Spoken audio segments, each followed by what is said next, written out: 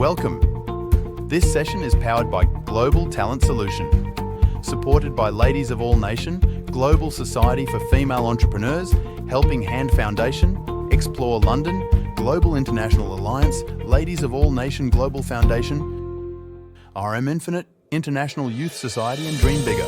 Today's host is Dr. Jaya Sajnani and the guest is Pauline Grouette. Enjoy the session. This is Dr. Jaya Sajnani, and I am a mom, entrepreneur, author, public speaker, founder and CEO of YG Travel, Helping Hands Foundation, and co-founder of Global Talent Solution Hub. And today is a session for Leadership and Diplomacy Program, Episode 1. So what is the Global Talent Solution Hub and why we are doing it? What is our vision? I just want to give you a few bits of our missions and the vision, what we are doing. So we are Global Talent Solution Hub is a non-profit organization, and we work globally with education institutions. As a co-founder of Global Talent Solution Hub, I am very proud to announce that our vision is to create the bridge between the education establishment institution across the globe, where the students or the candidates who are looking to go for further studies, there is no boundaries. The whole education system seems without borders. Can you imagine the world where we live, where there is no borders and the student can easily study, can develop, can learn wherever they want to go in the whole world, whether it's e-learning or the classroom learning, both can be possible. So I would like to express, first of all, my huge gratitude to a supporter, and you know that without those supporter, it is not possible for any organization to survive. So first of all, we have is Loani, which is Ladies of All Nation International. Now, Ladies of All Nation International is one of our biggest supporter because they have a platform where they support, empower women with not only women, actually every gender, regardless of the race you belong to, regardless the culture you belong to, regardless of the community you belong to, and you flourish. Why? Because there is a platform which is run by community and then they serve to the community. The second we have is a GSFE, which is a Global Society for Female Entrepreneur. And it is established in USA. However, this is again a global network, GSFE. This network is founded by Lady Ambassador Dr. Robbie Motor. I really fascinate this lady because she is 88 years old and she has created this amazing platform of Global Society for Female Entrepreneur. You know what does she say? She said this whole world is we are in it together and we are not competing each other. What we're doing is completing each other. That's amazing, right? Now we have a third support group, which is GIA. Now GIA is a Global International Institute. Again, it's in the USA. They are the private college and university, which is co-founded by the university in the USA, and it provides the doctorate and ambassador in humanitarian degrees. Global Talent Solution Hub, we are also part of the GIA and promote their graduate degree and provide their programs, deliver their programs through our sessions. So if you are interested, don't forget to contact us. There is one more support group here, which is a Dream Bigger. Dream Bigger institution is again established in USA. Dr. Randy D. Ward. She is the founder of the Dream Bigger. Now, as the name implies, Dream Bigger, it has a very big history. Dr. Randy, she is a teacher. She was teacher actually. She has given 37 years of her life to the education and the teaching students. So she says, according to her, once you are a teacher, you are a lifetime teacher. And I agree. I 100% agree because I see that myself, that if I'm an entrepreneur, I am a lifetime entrepreneur.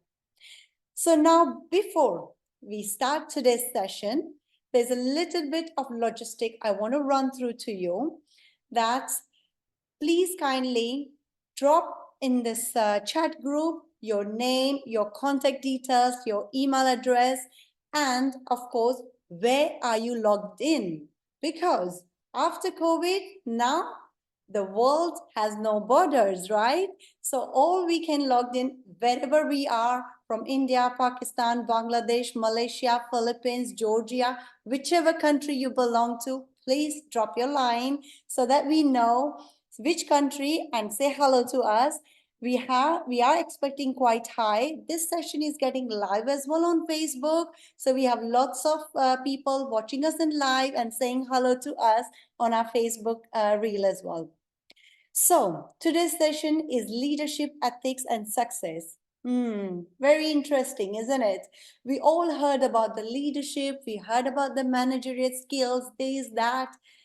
But do we really know about the ethics? Yes. In business, ethics is very, very important aspect of the business. When it comes to the corporate world or the business, people always think the competition. They think that I want to go up regardless whether I'm putting my feet on someone's shoulder or I'm knocking down someone else, and that is my progress. Really? How long you can survive with that? So here it is. We have amazing speakers whose name is Pauline, and I'm not going to say much about it because I want her to say her introduction by herself. She's amazing, and no matter how much I say, it will be very little against what she has gained throughout her journey of the life experience.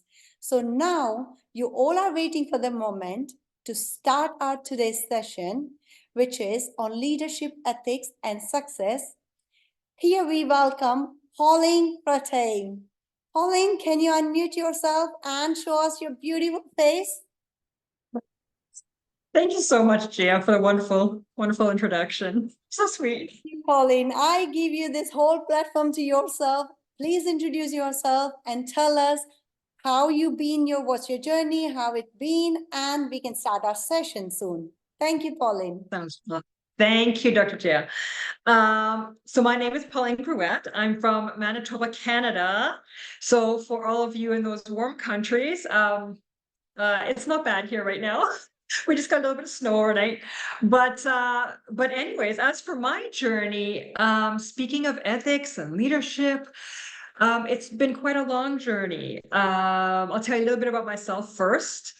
I was born into a family where there were a lot of, let's say, untruths. And so I had to learn how to navigate my way through life with little supervision. I am going to be 53 years old, so things were a little bit different back then.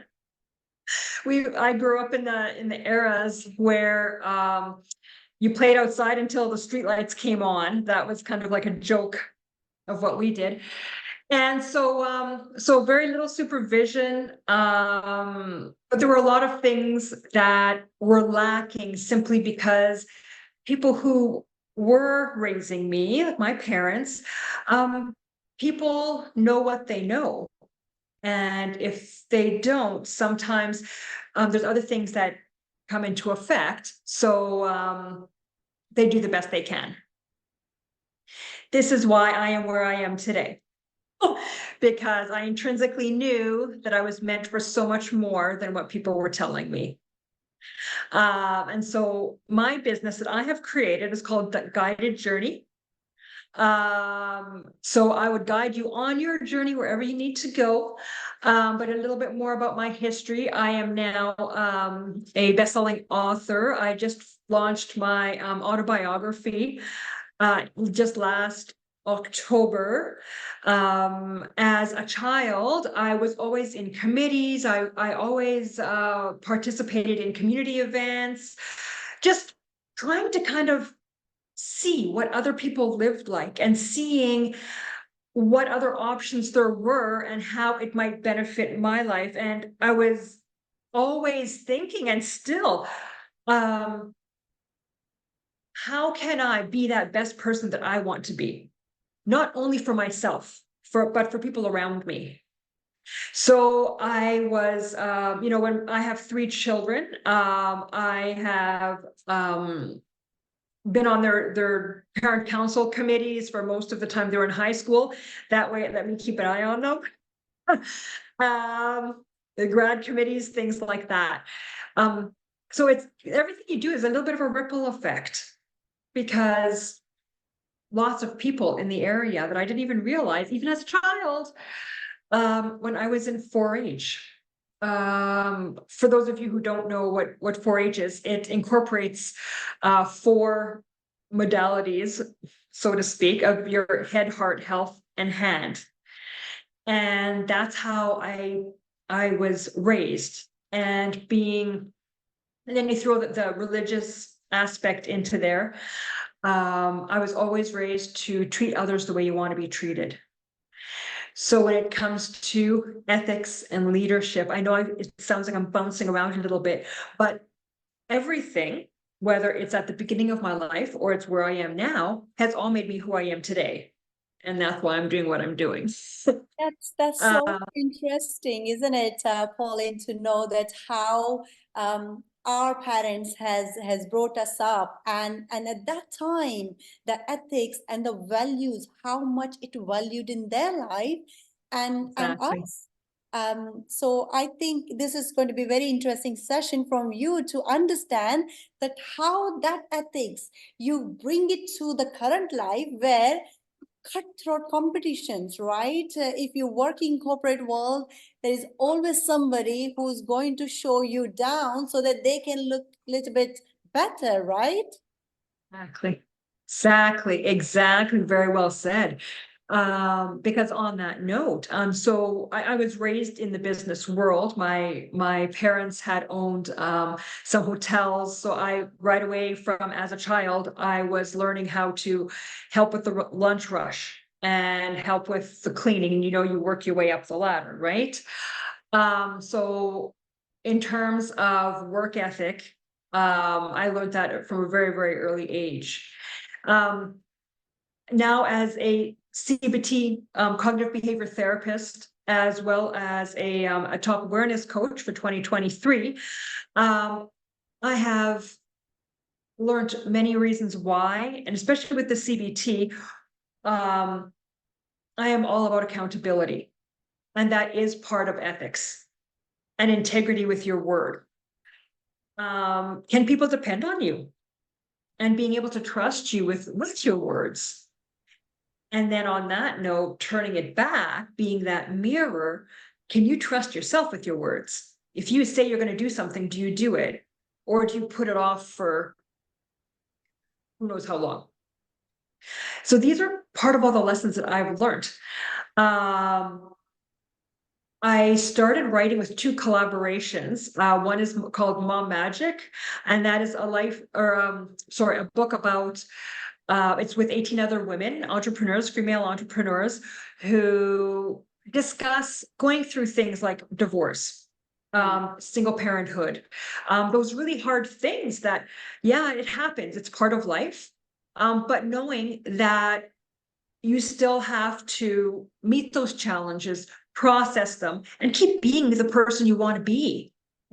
Because otherwise it's just going to hold you down. So that one's about learning how to manage that business family life.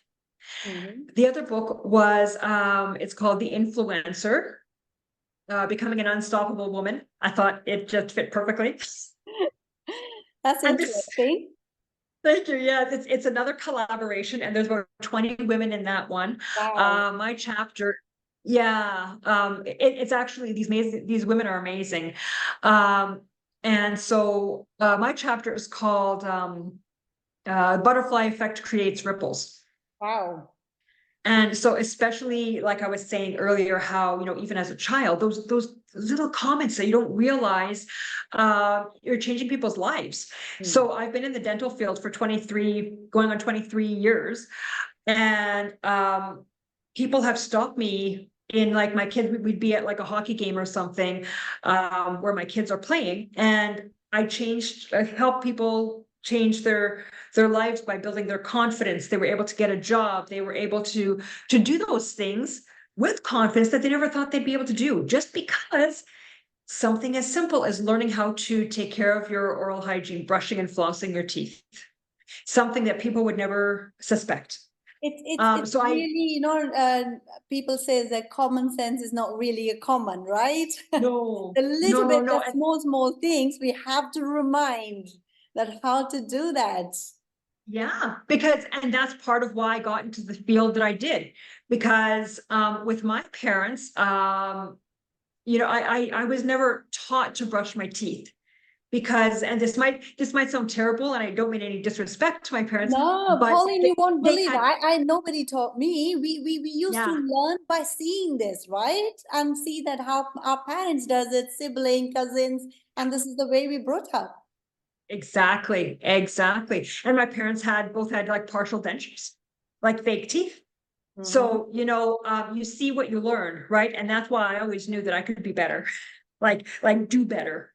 Um, Having said it that way, I didn't mean any kind of like hierarchy at all. That's not who I am. I'm all about, you know what? Try to be the best person you are. Mhm. So on that note, so I consider myself a dental doula, because I'm also a Reiki master. So helping people calm any anxieties that they might have in the chair, Mhm. so that I can help them before, during, and after their treatment, just to get that work done so they can, build that confidence to be their higher self. I also consider myself an alchemist. On that note, it's because I have taken the very, very difficult steps working, knowing intrinsically that I was not only meant for more, there was part of me that I didn't know, because I didn't know my biological father. So I went through all of the really tough alchemy practices to reconnect with my father, with that half of me, because I grew up my whole life. I only found out when I was 50 years old, um, scientifically through DNA testing, who my biological father was. So can you imagine? Mm. I didn't never felt whole. And so it was almost like it was like a constant searching for more.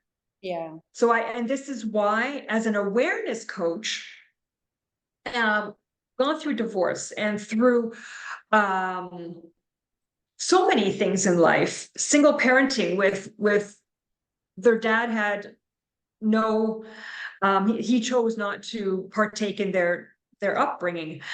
Doing all of these things, still when going back to school as a dental assistant, when my daughter was about 2 years old, she's my youngest.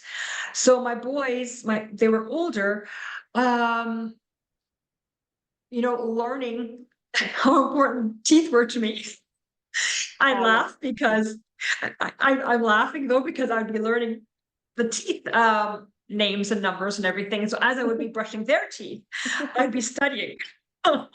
So things you do as a single parent, right? Um, Interesting. yeah, and so that's a little bit about me. Between Reiki, CBT, I do vision board workshops, which really help people to find that inner truth of who they are, Mhm. and reach those goals. So then this way, it's on a board. You're able to see it on a daily basis and work with it. Wow. Getting rid of those blocks. Yeah. So this is what So I you do. create the vision board for yourself and your clients as well. I have one for myself. Any one-on-one clients that I work with, I do incorporate it with Interesting. my teachings, with my sessions with them. And as well, I do vision board workshops for anybody who would like to learn how to make a vision board. Wow. And it's literally making your dreams a reality. Like Mm-hmm. on my very first vision board 3 years ago, I never would have thought that I would have been a best-selling author. That was beyond my wildest dreams that I had from when I was a little girl. So I'm being serious. I've always kept a journal. I've always, and it's things, so many things that have transpired. And that self-belief is so important. So being able to find out who I am at a deep intrinsic level Yeah. helped me to build that confidence to take these courageous moves. Mhm. So my solo project is called The Other Pauline, a story of courage and determination for identity. Wow. And I'm absolutely in love with this book because I love myself. You And I deserve don't, and that. for those of, pardon me? You deserve that love, definitely. Thank you. And I just want to explain. And interestingly, some people take that as, oh my goodness, she's a little bit full of herself or arrogant, but that's not what it is. It's confidence. Yeah. And that's the difference. Mhm. And having that confidence to, rather than being scared to take those moves, Yeah. to walk with it side by side and to know that everybody is worthy and That's everybody true. I that mean, I've noticed that I think it's somewhere in our upbringing has been told that, tone it down. Don't say too much about yourself because you will look like an egoistic person, selfish person. And those tag which they give on us, the people who are outward and able to say, actually nothing wrong. If you have done it, and why not happily enjoy and tell people, celebrate that, yes, I have achieved this. And that you rightly said, it's called self-confidence. It doesn't call that you are selfish person. yeah. Yeah. Yeah, and that's and so Dr. Jaya, that's part of the alchemy work that I do. Because by being able to like dig really, really deep Mhm. on different levels where it's not just about you, it's all of your ancestors before you, hundreds of years ago, all Mhm. of the trauma that they had gone through, and they've done the best that they could do to get you to where you are today. Mhm. And think of it as the trillions of like little specks in the universe. You are that little one that, the universe, God, Buddha, whoever chose for you to be living. So how special you are. So you deserve and you're worthy to do whatever you can do. I'm glad you mentioned this. I was just listening today only. I listen quite a lot about, I don't know whether you heard about Hindu priest Sadhguru. He is the one who talks a lot about that, how little we are compared to the big universe, but that little does have the mission. That little person, me, have that right to enjoy freedom, right to enjoy, right to be loved, right to be cared, and very importantly is live your life. That's it. Exactly. Exactly. All of the limitations that people put on you are their limitations. Hmm. So let's remove them and be who you're meant to be. You're doing amazing work, Pauline. Definitely. Oh my Thank you. God. After going through these many obstacles of life, and you still manage to pull your energy up, is there any particular secret about this? Is there a secret about this? Okay, well, on that note, they're kind of going back to 4-H days, making sure that you are taking care of yourself. And it's not just always about striving. It's about making sure you're eating properly, that you're moving your body, you're taking care of yourself, because ultimately nobody can do that for you except for you. And so by taking care of yourself, your mind, your physical body, your soul, by meditation or prayer, so that you're grounded, so that in a leadership role, kind of getting back to where we're going here, is you're able to make those sound decisions with not only confidence, but in a way that you're able to navigate how other people, may have interpreted, but you're able to step back, take that breath, and approach things differently. Yeah, that's amazing. We are learning so much, Polly. Now, as today you've been called upon to speak about the leadership ethics and the success, I really eager. I don't know about other people. Well, Mudek has mentioned that we have 120 viewers on the Facebook Live. So Oh, the whole wonderful. viewers are waiting for you to speak about the leadership ethics and how in today's practical world we still can use the ethics and still make our journey on the top. Exactly. Thank you. So, you know what? I have been in my dental career.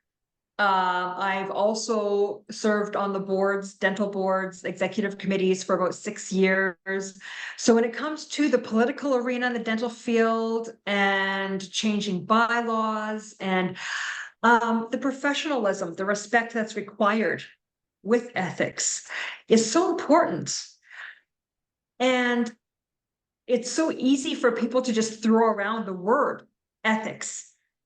But are you being ethical? Not only to everybody else, but to yourself. To me, the ethics is almost like self-integrity. Being able to treat others the way you want to be treated, first and foremost. Being able to know the difference between listening and hearing. When you're listening, you're not really focused. It's like a deer in headlights. That might be a Canadian expression, I'm not sure. But do you know what I mean by that? It's like a deer in headlights where you're just there and you're not really hearing what the person is trying to tell you. Yeah, I have come across many times this when people are ready. When I say something, they are just ready with the answer because they are being reactive. They are listening to respond rather than listening to take in. I can understand what you're trying to say. Yeah. Yeah, no, thank you for clarifying that a little bit there. That's no, seriously, that's exactly allowing yourself to, like, if you're in that leadership role. I know sometimes there are some groups out there where, and again, I don't mean any disrespect, but I've done a lot of living in my 53 years. There's some groups where they're just forming their groups. So they literally throw somebody into that leadership role who is not prepared. They don't know how to navigate. They don't know how to compose themselves. They're unsure, not only with the confidence, but they're unsure on how to deal with all those little voices in your head. They're like, oh my gosh, what are they going to think? All that judgment, all of the things that go on in your head, the self-doubt, and so unfortunately, when people are thrown into a role like that, and as a dental assistant, there have been offices where I will be new to the office and they need like a lead assistant, and I've thrown in there. Okay, there you go. Here's the sterilization area. Here's the operatory. You're working with this dentist. Away you go. And you don't know what bond they're using. You don't know any of the systems they're using. You are literally in there and navigating the waters the best you can, keeping your head above water. And this is what makes you resilient, though, as a leader. So, but ethically, still allowing yourself to take that breath. Because otherwise, asking the questions, how do you want to be treated? And lots of people have trouble with that because they have been through toxic, traumatic relationships in their childhood that they have brought through as a young adult or, middle-aged person. And they don't even realize the way they're behaving sometimes. Yeah. So, I get it. yeah. So speaking clearly as well, and not being afraid to ask questions. So many, even as a leader, ethically, even as a leader, you know what? I always told my kids, and I've taught them that it doesn't matter what position you're in. Everybody puts their pants on pretty much the same way. One leg at a time, or shorts, whatever. But nobody is better than anybody else, regardless of whatever position you're in. You may know different things than other people, but everybody brings their magic and their creativity to the table.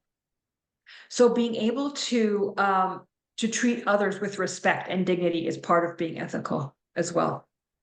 So do you think that the fear which a person feels when they join the new job, or they are already in an existing job but the new position, the fear they feel that being judged or being compete, does that make them to take a decision which may be not ethical, because the the burden under they are taking the decision is a fear? Of Wow. course, of Wow. course, because, Really. well, because sometimes, think of, okay, I'm just gonna give you a scenario here. And like you're starting in a new position, and say there's somebody where they're in a similar position, like maybe as an assistant or admin person or whatever, doctor even. Even the new grads, like as physicians, I'm talking. There are colleagues where they might know more than you, they might know less than you. Having that fear of judgment, um, you know what? It's everywhere. It's everywhere. And so you may not make as ethical choices because other people are talking in your ear and, oh, you should be doing this, oh, you should be doing that. Because this person is going to say this, or this person might say this. Having the confidence to say, I'm put in this position because people thought that I was deserving of this position. Mhm. And having the confidence to say, well, you know what, I appreciate all of your input, but I'm feeling it's best for the whole of everybody here that we go this route or that route. So there's many times where I can relate to that, being, you know, put into that position where you have to make decisions. Hmm. And allowing yourself to have that composure and yeah, and being able to say to somebody who may hold a higher position than you, Mhm. that this is the consensus of the office right now, which would help the office grow. Hmm. That's really interesting. I mean, people understand what is the problem, but they don't go behind the problem to find the roots. That actually, why am I taking the decision which are not ethical? And not that I'm a bad person, not that I want to cheat someone, not that I want to put someone down, but there is my own fear, my own lack of self-confidence, myself not believing myself, feeling undervalued, and oh my God, this is amazing. Yeah. Thank you, Pauline. I It's, am learning a oh lot. no, no, that's great. No, because think of it this way as well. That fear, and going back to being a single parent, you know what? Lots of, or well, I'm not going to say, I shouldn't say lots, but there are many employers who they act on that fear. That, you know, the threatening of, oh my gosh, if I lose my job, how am I going to feed my children?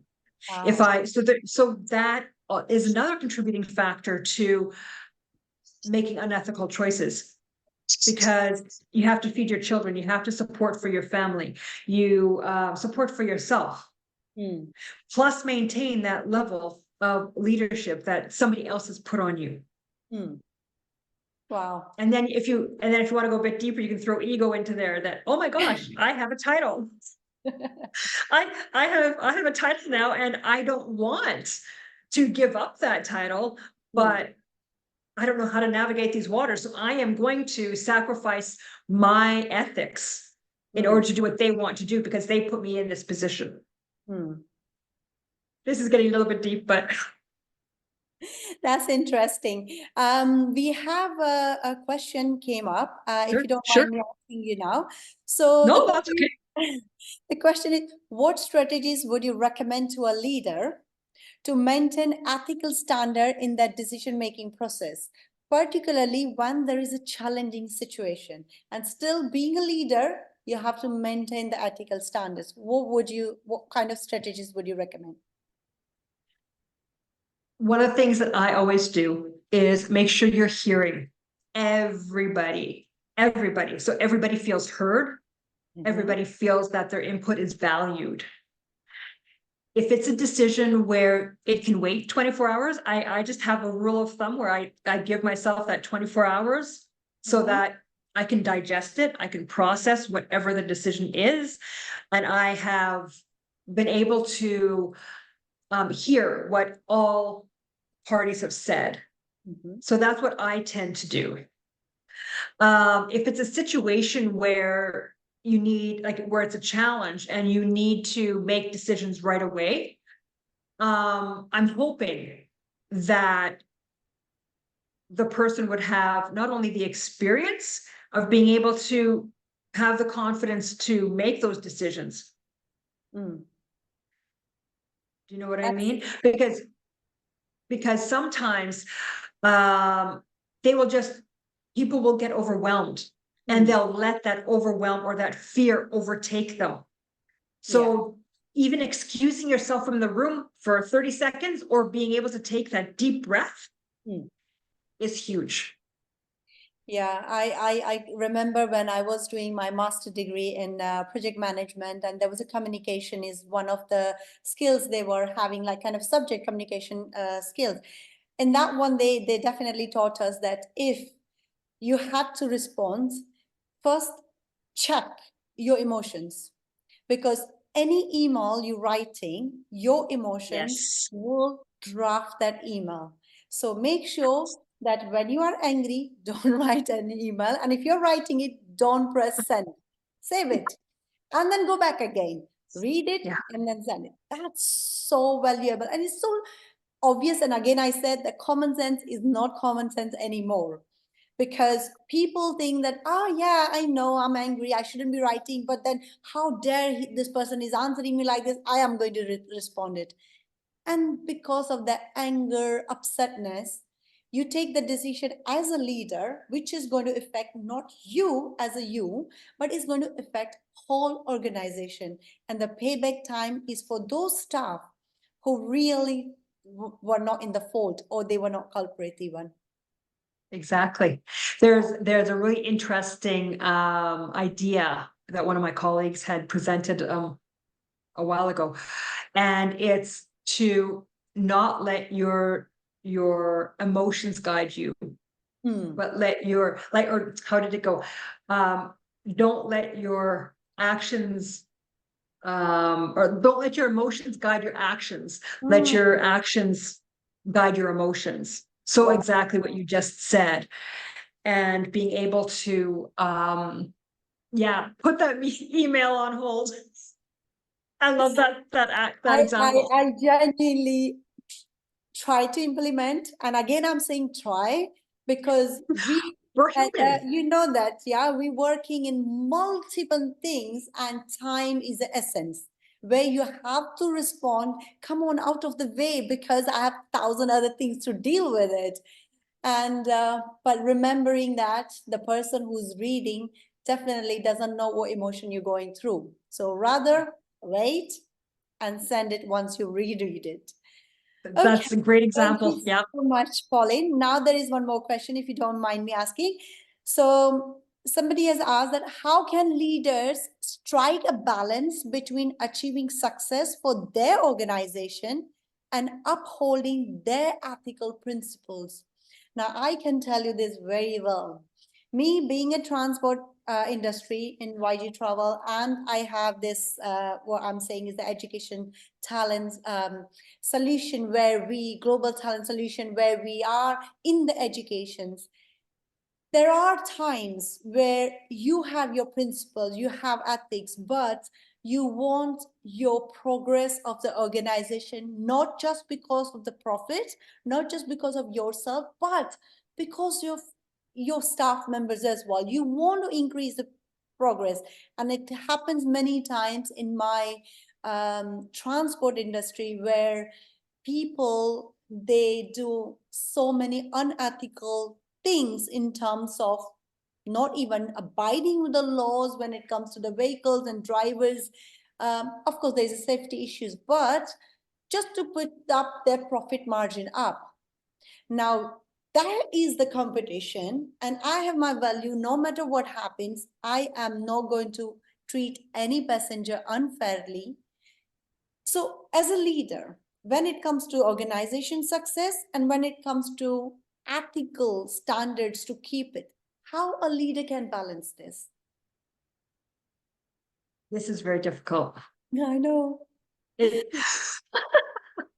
Or is there any way we can strike the balance this and is, say, you know what?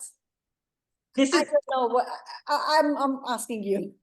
okay, this is, okay, so Dr. Jaya, believe me when I say it has been a long road for me as well. A lot of deep healing, a lot of stepping back, looking at myself in the mirror, Mhm. which also required believing in yourself, Hmm. because ultimately, if you don't believe in yourself, nobody else will. Hmm. And so the rule of thumb that I go by, and I fully trust in the universe that, you know what, whatever is meant to happen is going to happen, because I know at the end of the day, I did the best that I could. Hmm. So being able to treat people the way you want to be treated, and understanding that everybody, or most people, most leaders want the best for their group. And it's not just about the finances, Hmm. like the bottom line is what I was trying to say. But a big lesson I've learned is that you can't want it more than your colleagues want it, because you can't force anybody to do anything. Hmm. Um, and so this is part of why with my second book, it's so dear to my heart, because being part of that ripple effect, Mhm. and I've seen how when I have been able to stay composed, Mm. when I have colleagues in my ears, both ears sometimes, Mhm.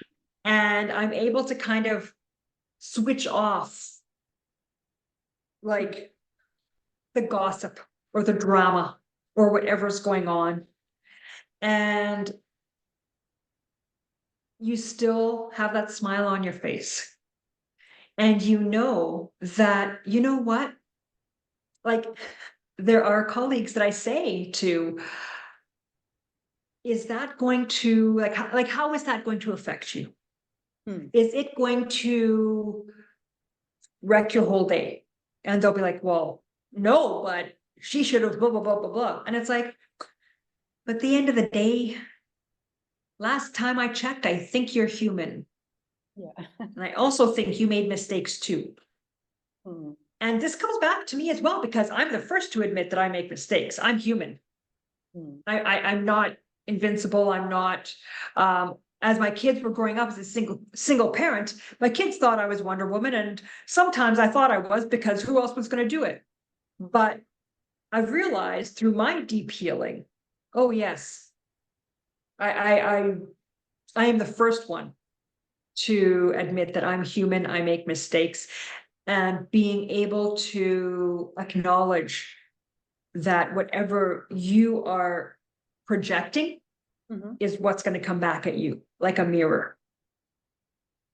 So if you want people to be full of drama and gossip, and if you want to get caught up in that, that's you. It's your decision. But then don't complain about it, because that's what you asked for. Yes, oh my And God, that's amazing. I mean, that's so true. And actually, you are answering my third question, which I was oh, about to ask, that what is the role of self-awareness? And you rightly said that being aware and knowing that last we checked, I'm a human. And that is the perfect answer, that yes, we are allowed to make a mistake. We are allowed to do the errors in our lives, and the good thing is we acknowledge that, accept it, and then move on, fix it and move on, and making sure that we don't make a mistake again. And that's what's the, I believe, the human of us is. And being a human, that yeah, it's okay, you know. You can, people do say that who you are is a superwoman, but you're still human. Yeah, yeah. And it's one of those things where it's sometimes people like being able to shift your mindset where because you feel bad, like, oh my gosh, I made such a big mistake and it affected these people, this, Hmm. but that's where being able to grow Hmm. and seeing it as a lesson. So kind of shifting that mindset and seeing it that this is what happened, Yep. being able to process what happened, and what's your new conclusion. Wow. Because then you learn, and that's part of the awareness. With the awareness, you get more clarity, and with that clarity, you make different decisions. Having said that, those new decisions might not be perfect. There's no such thing as being perfect. They may not be exactly the decision that is getting you to the closer to the outcome that you want. You can make another decision. I was at a point in my life, actually with my first husband, actually, where I was in such a toxic environment. I was not allowed to make decisions. Wow. And so having all of those pressures and knowing that, like, it's a decision. I get Everybody being able to step out of that corner and knowing there's always another choice. wow. That's a big thing. Hmm. Yeah, I many times I say no option. So when you don't have option, you just forced to take the decision. And at that time, given the time, given the circumstances, given the option or the situation or tools you have, or knowledge, experience, you do your best. And that's what we can do it as a leader, as an individual, as a person who's taking decision. I think this is fair that we are doing our best. Exactly. That's all you can add. That's all you can do. Because at the end of the day, you're not going to let anybody down. It's just yourself. Hmm. Yeah. And that's a big Oh. concept.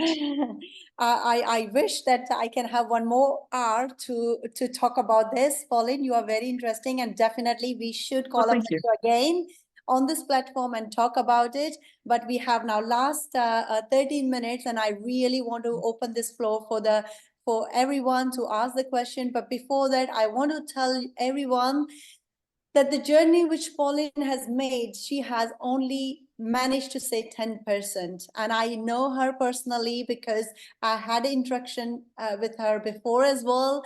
And in a different platform, she is also a UK chairperson for the Canada. She's representing Loani, Ladies of All Nation International. She's doing an amazing job. She's doing leadership training for the many of the members in the Loani as well. And I'm thrilled to have Pauline here on our platform. She has shared wonderful remarks. I have definitely taken a note. Make sure you have taken as well that when you're responding, wait. If it is not necessary, wait for 24 hours. These are the small things which will take you a long way. When it comes to the taking a decision for your organization or someone's benefit and your ethical values, remember, slow and steady win the race. So that means don't rush. It's okay. If the competition is bothering you, fearing you down, take the fear out. And the Pauline has very nicely said, end of the day, we are a human, okay? We don't have a bad intention to serve. We are doing our best. So all we need to do is just be conscious about your decision, stick to your values. And if something which belongs to you, it will come to you. Don't have that fear of judgmental, the people are judging you or anything. I love the line what Pauline has mentioned, that don't let your emotion drive your action, but let your action drive your emotions. I will definitely put that line on my wall somewhere, because this is very interesting. In a simple words, Pauline has explained us that how heavy it can be once you have those heavy emotions, whether it's a negative fear or anything that can pull you down. So being a leader is not about just what is outside. being a leader, and especially when you are ethical leader, go within yourself, and look inside yourself, stick to your ground, values, roots, and I'm sure you can make a big journey as Pauline has done it, and we all are making it our journey. We are reaching it to milestone. So now the floor is open. You guys can unmute. And Mudit, do we have any questions here? Uh, yeah, first of Could all, you please throw some, read it and give that questions to Pauline if we can? yeah, sure. So first of all, I would like to thank you both for such a lovely session. I really loved it. I personally have a question, but I'll first of all, I'll share the one that one of our viewers gave. The question is, how do you maintain the ethics while you have to achieve your goals in the deadline that you have given to yourself? If one of you could, just shed some light on this question. Um, Let me repeat it. Mudit, you were not much audible, but I don't know, Pauline, you heard it or not. So the question is, Repeat, yeah, please. the question is, how do you maintain your ethics when you have been given, or you have your own achievement goals for the deadlines? That, for example, oh my God, I do need to reach in certain age and certain position in the corporate life, and you are running out of the time, and you're sticking to ethics that no, I'm going to do right, I'm going to do the right, but I have some goals for myself. And how can I not be true to myself if I want to compete the world? And do I have that way, that space where I can say, I close my eyes to the ethics and say, you know what, let me do some cheeky things and then cheat something, and then reach, maybe jump a little bit higher with someone else's shoulder? I think this is what the question is, yeah. When it comes to ethics, a lot of it is asking yourself those questions, right? If you're in that position, thank you very much first for the question, and participating. I love it. Ask yourself, this is kind of a vision board thing, because you can have your ultimate goal of where you want to be. But if you're in a position where there are other expectations being put on you, are they hurting anybody? Or like physically, mentally, emotionally? Is it just going out of your comfort zone? Ask yourself those questions, and you could reframe it in terms of, okay, I know that I'm doing this position right now. It's not exactly where I want to be, but how can I learn from it? Mm-hmm. The other thing with that is, if it is, unfortunately, and I know this happens in today's world, unfortunately, if it is hurting somebody emotionally, mentally, it is not right ethically. At the end of the day, the person who is putting those requirements on the other person, they have to live with themselves. Mm-hmm. And they have to sleep at night. Being able to, and this is very, very difficult, because as humans who are guided by their heart with love, it's very, very, very difficult. And I've been in that position many, many times, because I don't want to see anybody hurt. I want everybody to just love each other and the world to be peaceful. Yeah, it's real true, and Being able many to of just us, difference. yeah, and many of us has already faced this situation where we are working with the colleagues, and we really adore that colleague, the skills and everything, but we have our own achievement goals, and if we, Exactly. I mean, obviously there is only one person who can be promoted, right? You can't Mhm. promote everyone, and Mhm. and trying to look smarter than other person, knowing that the other person may have a more skills and values or more deserving, but knowing that you have your own achievement goals. And if I don't do this time, I have to wait a year when it comes to the appraisal. And I fully understand. I just want to add on this, Pauline, that end of the day, as you rightly said, that you need to sleep with that thought. Are you comfortable in your own skin, going to the bed and saying that, you know what, the place, the position I am, I deserve it, and I did my best. That's brilliant. Thank you, Pauline. No, you're welcome. And, you know, and just one thing I want to add to that is that things are going to happen when they're going to happen. If you keep trying to force things to happen by making decisions that could be unethical, it's not going to be the result you want anyway. Yeah. Because usually in a case like that, you're forcing it too much. Yeah. Rather than just going with the flow and having things. And I know that might sound difficult when you're under pressure and everything else, but who's putting that timeline on you? Is it you or is it your boss? What are, you know, looking at the full scope of what's going on? Yeah. Wow, that's lovely. Thank you so much, Pauline. This is amazing session, and whoever is listening us live on the Facebook, I can see we have a 233 live viewers as well. Oh. Please do drop a line in comment box that how did you like this session, and say hello to Pauline as well. Say from where you're logging in, and if you have any questions, if we have only 4 minutes, we're not able to answer it, don't dishearten. We will come back to you with the answer from Pauline herself. Definitely. Yes, Pauline, you will be answering later on if you have a time, right? Of course. Thank you. Yeah.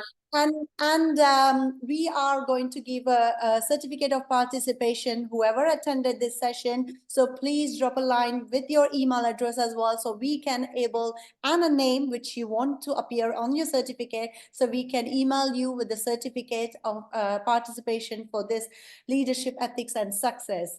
So I would like to summarize here, but before I summarize, I would like to give 2 minutes to Pauline to give a few words to our audience who are listening you, and a final remark or conclusion you would like to say about for today's session. Thank you, Pauline. Thanking you, Dr. Jaya, for inviting me. First of all, this has been awesome. I've really enjoyed my time speaking with you and with all the audience. The biggest thing, the last words that I want to give to the audience is just to be who you are. Know who you are and have confidence to take those steps. And fear is always going to be there, but rather than letting fear guide you, give it a face, give it a name, and hold it by the hand and walk side by side instead of letting it guide you. It's not behind you either, because then that's egotistical. Walk side by side. You'll get there, believing in yourself.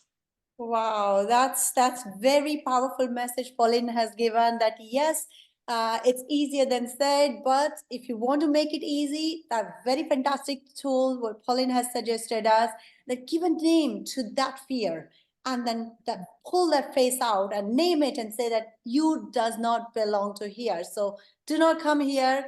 I am a powerful person and I am doing my best. That's it. Let your fear go away, because fear is the one we learn from today's session that puts you down. For my closing remark, thank you so much, Pauline. You have been amazing speaker. You have amount of the experience and the knowledge. I mean, 1 hour is not enough. Definitely not enough. We need you more and more. So please do try to come back again on our sessions and shred your views about the vision board. We are very excited to hear about this. Teach some tools to us as well. And I want to learn personally that how do I create a vision board for myself. Now, so I am going to remind all the viewers, our next session is on Thursday, 7th March 2024 at same time, 4 p.m. GMT. Don't forget it to tune in again. And our topic for the next session is the art of the global negotiation by Makoto Okubo, who is based in New York, but responsible for the international coordination as well as the global regulatory and accounting affairs. Wow, that's a big position to be in. Let's hear from the Mark on 7th of March. That's the poster. Thank you so much. And please kindly, Mudit has also shared the link for the registration for the next session. We have a limited space.